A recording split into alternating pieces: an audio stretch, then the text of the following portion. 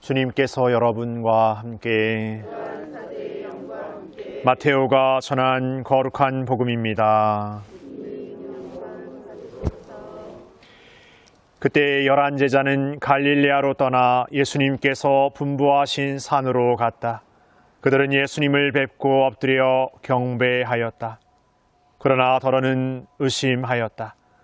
예수님께서 그들에게 다가가 이르셨다. 나는 하늘과 땅의 모든 권한을 받았다. 그러므로 너희는 가서 모든 민족들을 제자로 삼아 아버지와 아들과 성령의 이름으로 세례를 주고 내가 너희에게 명령한 모든 것을 가르쳐 지키게 하여라. 보라, 내가 세상 끝날까지 언제나 너희와 함께 있겠다.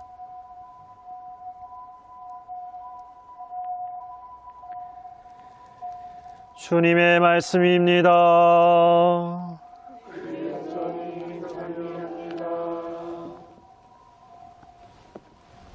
전미 예수님, 추우십니까? 아까 공연 때부터 계시던 분들은 좀 많이 더 추우실 것 같은데 추우실 거 아셨죠? 아셨는데 쉽게 생각하셨죠? 이 정도 입었으면 버틸만하게 생각하셨죠? 지난번 제가 처음 야외미사 할 때 말씀드렸지만 그렇게 호락호락하지 않습니다. 그래서 여러분들이 막 움직일 때하고 가만히 앉아있을 때는 확연히 차이 나고 뭐 꼭 저기 중산간 안 가도 춥습니다. 그래서 다음에 미사 오실 때는 더워질 만큼 입고 오시죠. 그래도 될 것 같습니다. 그래서 강론 짧게 하겠습니다. 그리고 또 희망을 안고 이렇게 강론 들으시라고 오늘 미사 끝나면 따뜻한 고구마를 하나씩 더 드리겠습니다. 예. 오늘 예수님께서 마태복음 마지막 대목, 마태복음이 딱 끝나는 대목에 이제 제자들을 이렇게 딱 보내시면서 이제 세상에 나아가서 복음을 선포하라고 하시고 내가 언제나 너희와 함께 있겠다 말씀. 이제 예수님께서 제자들에게 이야기하는 복음의 이야기가 이제 끝이 납니다. 그래서 예수님께서 우리에게 이야기하는 얘기가 딱 끝이 나면 누구의 이야기가 펼쳐지겠습니까? 이제 우리가 나아가서 이렇게 일어날 이야기가 펼쳐지고 우리가 나아갈 이야기. 그게 바로 우리가 하나님께 예수님께 받은 신앙을 세상에 나가서 전하는 게 선교이기도 하고 전교의 어떤 삶이죠. 근데 이 신앙을 우리가 전한다라는 것은 예수님과 이제 단절된 상태로 이제 우리의 역할만 남은, 우리의 일만 남은 삶이 결코 될 수 없는 거죠. 오늘 예수님 말씀처럼 우리가 어디에 있든 어디를 가든 언제나 너희와 함께 있겠다라고 예수님 말씀하시잖아요. 근데 우리는 물리적으로 누군가와 떨어지면 이게 완전히 분리되어 있다고 생각하기 쉽습니다. 제자들도 예수님과 물리적으로 이제 분리되잖아요. 그런데 자신들의 어떤 그 복음 선포의 사명 안에서 예수님을 잃어버린, 어떻게 보면 예수님과 헤어진 자기들의 생각과 계획의 어떤 삶이 되기도 합니다. 그럴 때 어떻게 됩니까? 실패하죠. 넘어집니다. 그리고 스스로가 판단해버립니다. 안 되는구나. 단절해버립니다. 그러니까 스스로를 판단해버리고 어떻게 보면 평가해버리고 멈춰버리는 것이죠. 우리가 많은 생활의 삶에서 우리를 멈추게 하는 것은 어떤 물리적인 어떤 일들이나 어떤 사건들보다 어떤 사람들이 아니라 내 스스로가 그 사건과 일들 안에서 포기해버리는 거예요. 멈춰버리는 그 삶이 되어버립니다. 그러니까 우리는 어쩌면 세상을 살아가는 데 있어서 우리 스스로가 우리 스스로를 발목 잡고 있는 삶을 살고 있는지도 모릅니다. 그러나 우리 신앙인들은 내 방식과 내 관점의 신앙만을 사는 것이 아니라 그런 신앙이 아니라 하나님께서 우리에게 주시는 사랑을 전하는 삶을 사는 거예요. 내 삶을 어떻게 바라봅니까?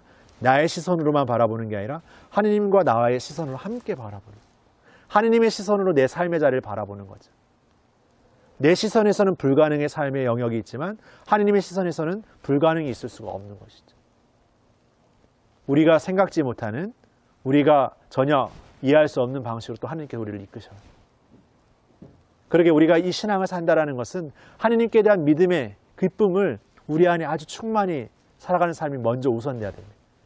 그 삶이 아니고서 누군가에서 나아가서 이 신앙을 전할 때 우리는 나는 좋은 것을 전하려고 했는데, 나는 기쁜 것을 전하려고, 나는 좋은 선의로 뭔가를 하려고 했는데 그 사람이 보여주는 어떤 냉소적인 반응이라든지 뜨뜻미지근한 반응, 아니면 뭔가 거부가는 반응에서 우리는 크게 상처를 입습니다. 내가 좋아서 한 게 아니라 내가 좋은 것을 그냥 전해주는 너에게 좋으라고 한 것인데 그렇게 반응하다니, 그렇게 나를 대하다니, 그렇게 나를 이렇게 모멸을 주다니, 그러면서 더 상처 입어하죠. 근데 거기에는 이미 내 생각과 계획과 판단의 것들만 남아있기 때문에 더 그렇습니다. 그렇게 우리가 신앙을 산다는 것은 하느님과의 관계 안에서, 이 신앙 안에서 나를 정말 충만히 채우는 삶이 필요합니다. 그리고 우리가 나아가서 누군가에게 전할 때 그것은 그 누군가를 우리의 신앙 안에 어떤 개종시키는 것, 그러니까 어떤 신자가 되게 하는 것이 아닙니다. 어떻게 보면 우리의 기쁨을 그들에게 보여주는 거죠. 아, 이 세상 안에서 어떻게 저런 큰 기쁨을 살 수 있지?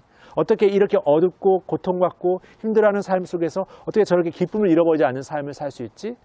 그 불가능을 영원한 가능으로 보여주는 삶을 사는 것이죠. 그 삶을 살라고 불륜받았습니다.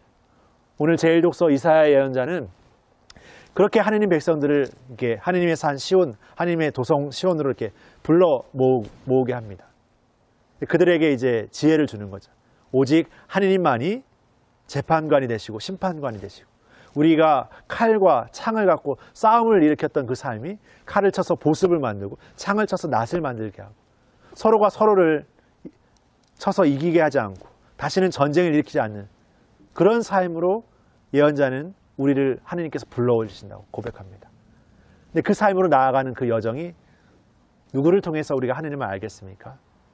우리는 하느님을 만나는 그 체험 안에서 누구를 통해서 알았습니까? 때로는 어떤 사건들을 통해서, 또 어떠한 일들을 통해서, 또 어떠한 사람들을 통해서. 바로 우리가 그 사건이고 일이고 사람이죠. 우리를 통해서 하느님은 또 누군가에게 이 기쁨의 삶을 이렇게 전하는 그런 역할을 주셨죠. 그래서 우리 자신은 너무나 소중한 거예요. 값진 거예요. 그런 귀한 나를 어떻게 우리 스스로가 단죄하고 판단하고 불가능이라고 이렇게 한계를 이렇게 성급히 매길 수 있겠습니까? 오히려 나를 그러한 귀한 존재로 불러주신 하나님께 감사드리면서 더 그 기쁨을 정말 나만의 기쁨으로 가둬두는 게 아니라 나누는 기쁨으로 전해야겠다라는 삶을 더 용기 있게 살아가야죠. 오늘 이 전교주일은 그런 삶을 먼저 살아내고 있는 모든 이들을 기억하고, 특별히 어떤 문화와 언어가 다른 세계 곳곳에 또 가난한 이들을 향해서, 고통받는 이들을 향해서 나아가서 그 복음을 전하는 이들을 기억하고, 또 우리의 삶의 자리 안에서 우리 자신 스스로가 그 삶의 새로운 기쁨의 사명을 지닌 귀한 존재라는 것을 기억하면서 우리가 함께 걸어 나갔으면 좋겠습니다. 우리가 이렇게 함께 걷고 있지 않습니까? 우리가 어딘가 가서 이렇게 그냥 나 홀로 걷다 생각하면 외롭고 힘들고 지치고 내 생각에 빠져지지만, 이렇게 함께 걷고 있다는 것을 기억할 때마다 우리는 물리적으로 언젠가 멀어져 있고 떨어져 있지만 그 안에서도 이렇게 힘을 얻게 되는 것 같습니다. 누군가는 나를 위해서 기도하고 있고 이렇게 함께 걷고 있다는 그 마음, 그것을 기억하는 게 이 미사의 자리가 아닌가 생각합니다. 그리고 또 미사는 그런 함께함을 체험하고 또 파견되는, 내 삶의 자리로 분명하게 또 나아가는, 또 나아가 머무는, 또 나아가 선포하는 그런 우리의 파견됨의 삶이 또 있습니다. 그 삶을 사는 것이 바로 우리가 함께 겪고 있는 그 기쁨에서, 그 하나님이 주시는 원천에서, 사랑에서 비롯된다는 것을 우리가 잊지 않으면서 우리의 신앙을 계속해서 이렇게 걸어나가는 그런 삶이 되었으면 좋겠습니다. 그렇게 우리가 함께하는 걸음 안에서 서로를 위해서 좋은 선물이 되어주는 삶을 더 용기 있게 살아가는 우리 모두가 되었으면 좋겠습니다. 잠시 묵상하시겠습니다.